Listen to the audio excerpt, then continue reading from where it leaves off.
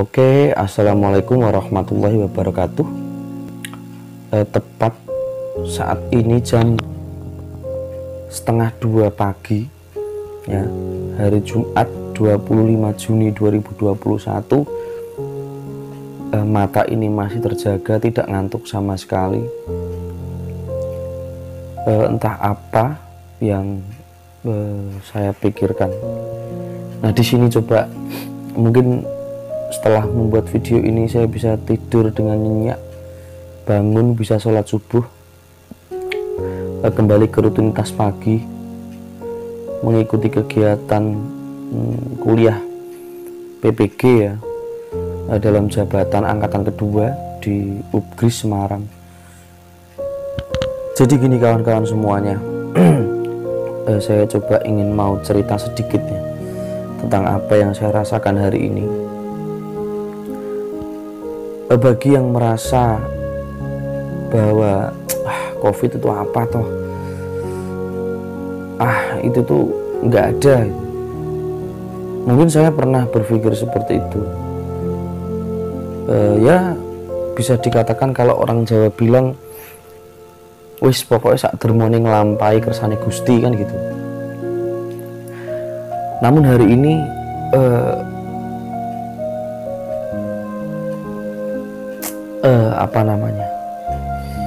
pandangan saya mengenai COVID berubah hari ini, berubah dari apa yang sudah saya rasakan hari ini.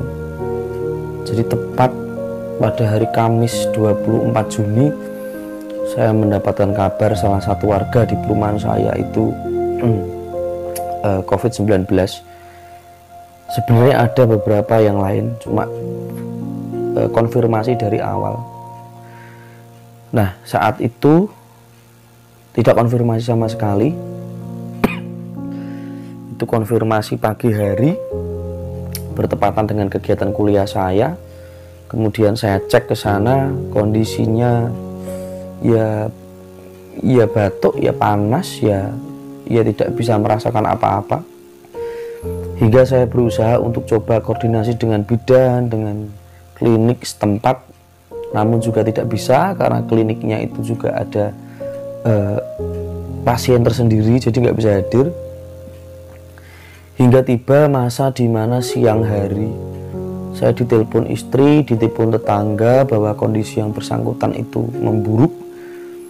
Kondisinya memburuk, nafasnya sudah terengah-engah, jadi sudah gitu, nafasnya sudah pendek-pendek ini. Dengan kondisi tubuh yang semakin drop, saya saat itu bingung karena juga sedang ada kegiatan. Saya minta tolong ke beberapa tetangga, juga tidak ada yang berani. Hingga pada suatu momen saya harus menolong yang bersangkutan bersama tetangga yang mau mengantar saat itu. Saya coba antar ke salah satu rumah sakit yang ada di daerah saya terdekat, itu di Charlie, di daerah Canggiran. Namun di sana juga tidak bisa menerima karena pasien penuh, di IGD penuh, pasien tidak bisa diterima. Kemudian dengan berkendara mobil, saya coba meluncur ke rumah sakit Karyadi.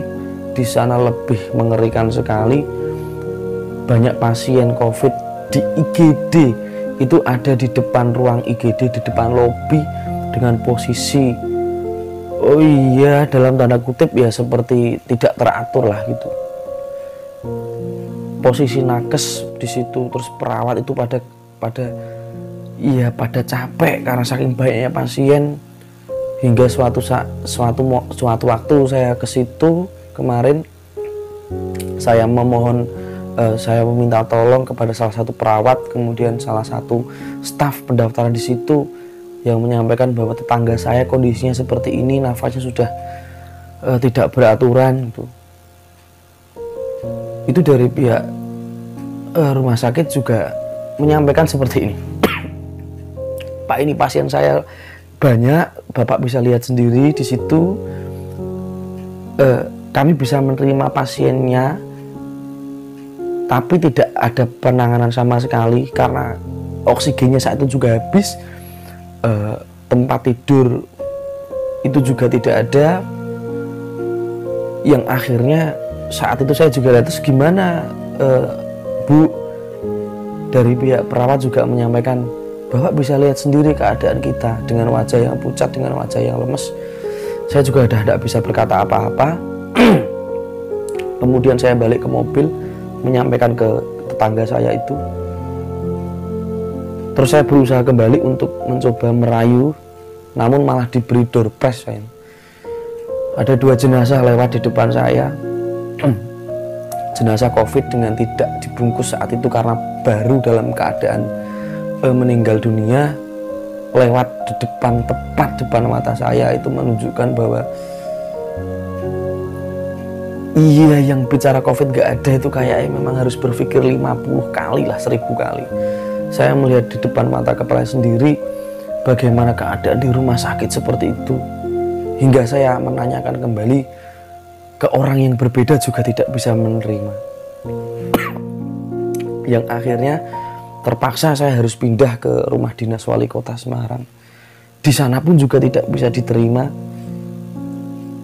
Namun alhamdulillah, karena mungkin iya rezeki kita lah saat itu yang mengantar, salah satu dokter jaga di situ sangat baik sekali, mau membantu saya, membantu tetangga saya dengan mengecek yang ada di dalam mobil posisinya saat itu.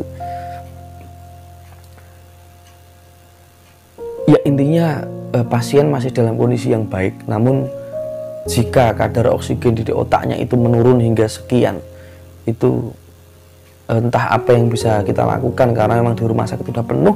Kita cari oksigen juga kesulitan, hampir semuanya tidak ada. Hingga pada suatu saat saya juga rembukan sama keluarga pasien.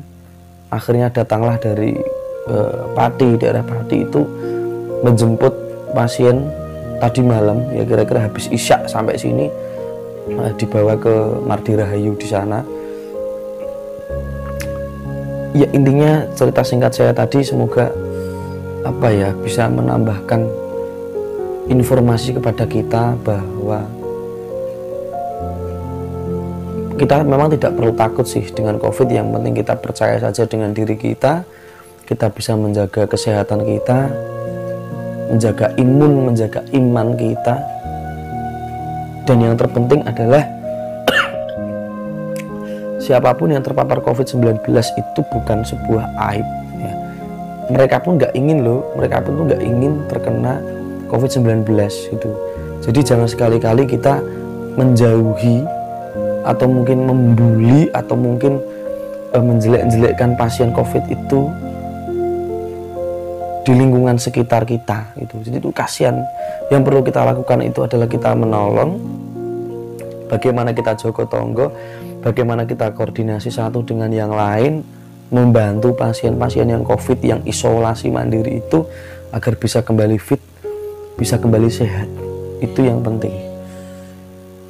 Kejadian hari ini 24 Juni 2021 menyadarkan saya bahwa sesungguhnya sejelek-jelek apapun manusia, sesakit-sakit pun apapun manusia, harus kita tolong. Mungkin risiko yang kita terima itu besar memang, tapi jika kita percaya, niat kita membantu, dengan tetap kita menjaga kesehatan kita, menjaga protokoler kesehatan kita, menggunakan masker rangkap, jaga jarak, tidak bersentuhan sama sekali, insya Allah